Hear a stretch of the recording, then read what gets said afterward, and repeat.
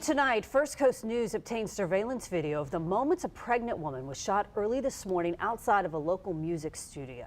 She is expected to survive her injuries, but it's unknown the condition of her unborn baby.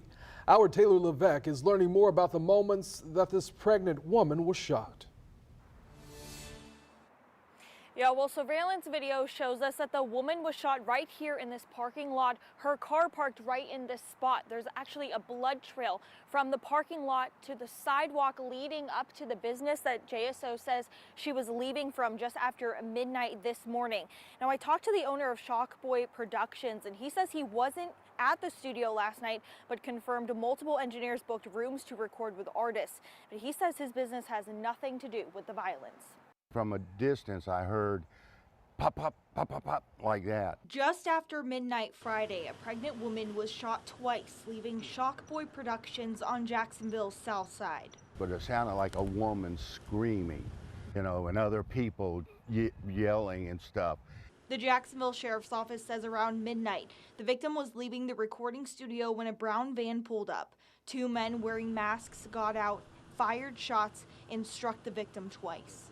At 12:06 a.m., this surveillance video from the law offices of Fred Tromberg shows a person walking to the driver's side of a car parked at a nearby building. Seconds later, another person approaches the car, and you can see flashes of a gun. That person runs back to the recording studio, and a car speeds off. The person at the driver's side of the car then walks back towards the building. The owner of the recording studio asked not to be on camera, but says the victim did walk back to the parking lot of the recording studio after she was shot. There was a trail of blood to confirm that. Surveillance video shows officers responded by 12:16 a.m. The owner says he does not know the victim and says his business is not involved. He says she was a guest of someone who rented out the studio to record. A man who lives across the street says it's usually a quiet area, so he's shocked about the act of violence.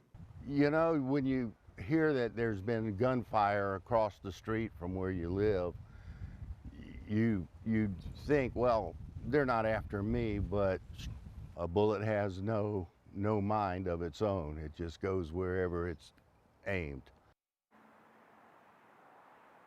The Jacksonville Sheriff's Office says the victim was in her mid-20s. She was shot twice, once in the upper torso and once in the lower torso. Police have also not identified any suspects. They are looking for a brown van, but the make and the model of that van is not known. It's also not known if the woman's baby survived.